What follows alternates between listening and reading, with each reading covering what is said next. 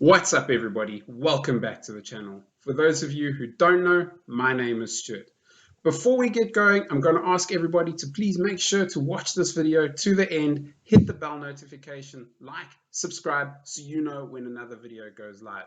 We've got quite a bit to talk about today, some things about Sibos, and a couple of indicators from Bitcoin that you could look out for where we could see it go either up or down depending on news coming out later this week. Jumping straight in, you can see mostly red again today, besides things like Luna Classic and the Huobi token. Tron, VeChain, in general, red. But like I have been saying for the last few weeks now, this is what we expect.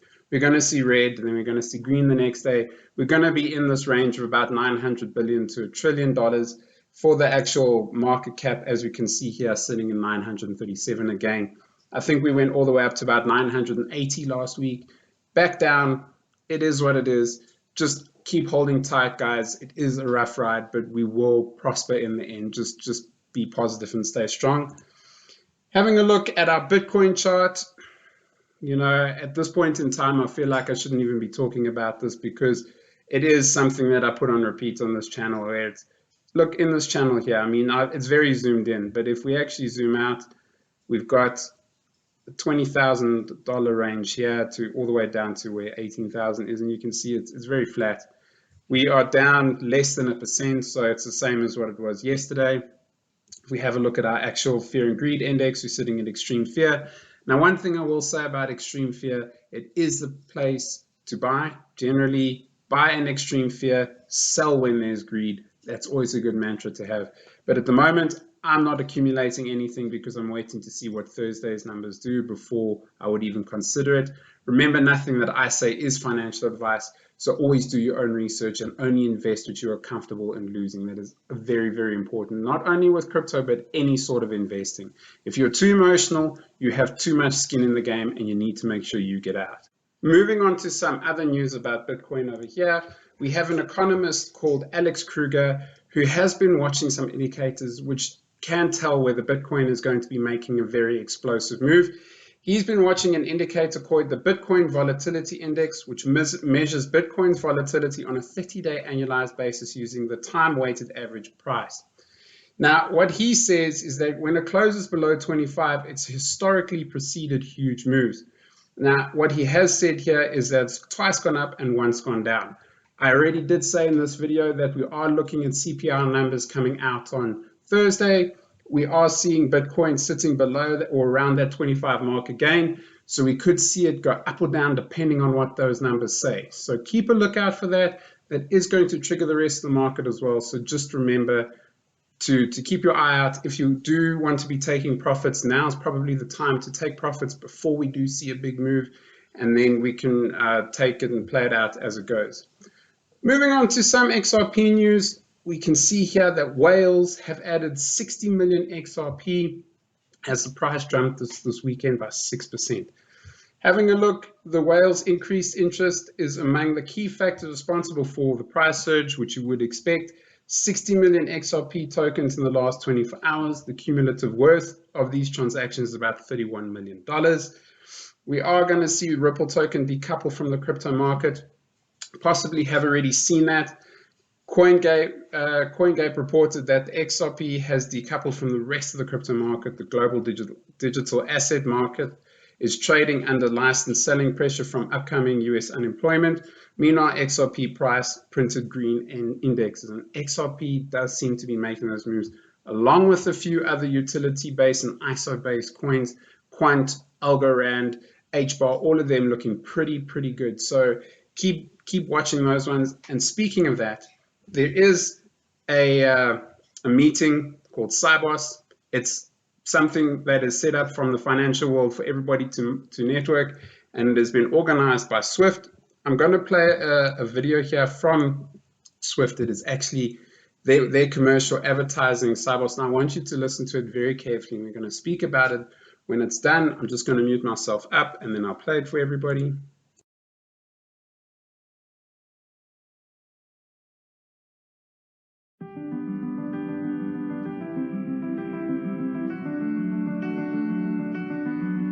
We're very excited to be back together with the financial community at Sibos. We have a rich program in store focusing on all the trends that will be shaping the world and our industry in the coming months and years. Whether you're joining us in Amsterdam or following online, I'd like to invite you to learn more about how we're enabling an instant, frictionless, and interoperable future and the services you can use today to drive your business forward. Our mission is to help you better serve your customers, and we're delivering at pace. From SwiftGo, that gives small businesses and retail consumers an easy way to send money across borders, to innovations on CBDCs and tokenized assets, supporting your ISO 20022 adoption journey, our new end-to-end securities tracking service, and much, much more. There's a lot to dive into. Sibos may be our stage, but it's your show. So stop by the Swift stand.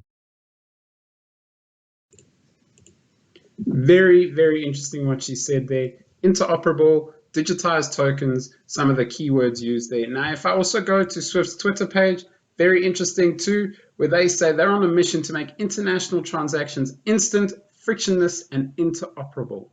Some keywords, again, that you're going to hear coming from Swift very often these days, and the reason why tokens like XRP, like Quant, like HBAR, like Algorand are all going to win. In my opinion, those are sure bets. They are ISO 222 compliant.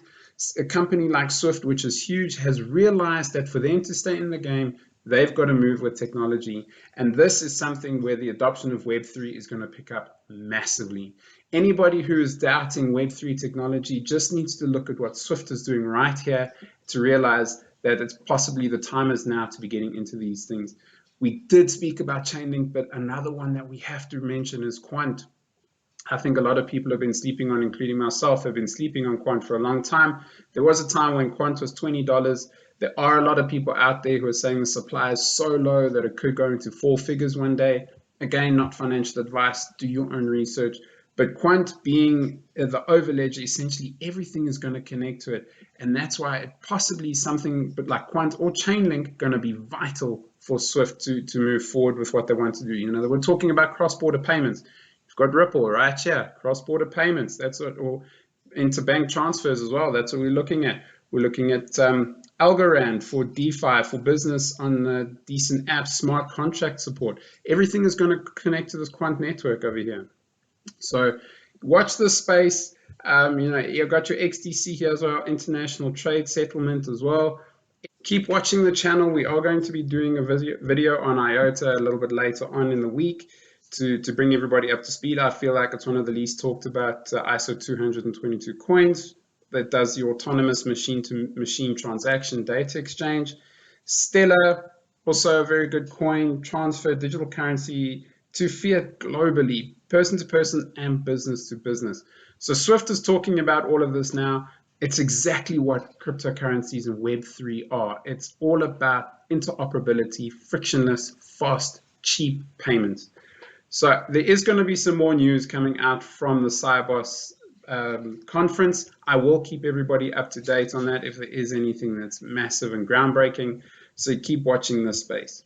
Now there is one last video that or clip that I wanted to play for everybody, and this is from the CTO of XRP speaking about why they went with what they did and why they chose to build a solution for XRP or a Ripple solution for the industry.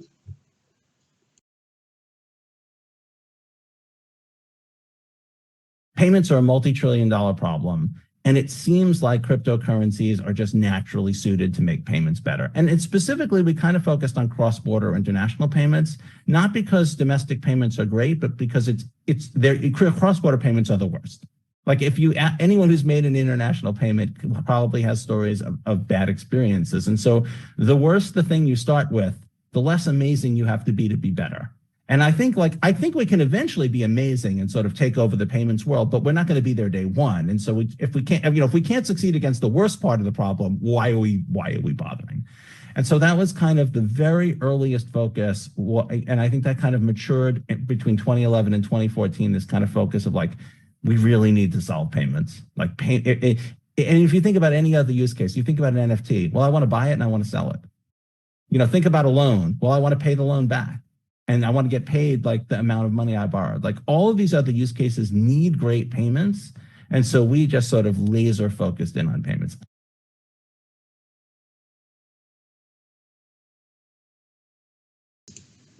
So there you go again.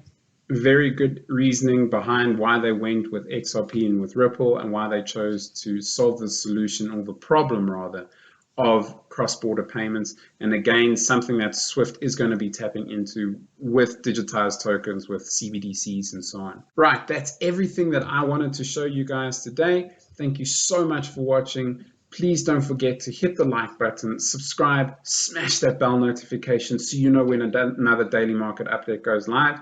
And I'll see you in the next one.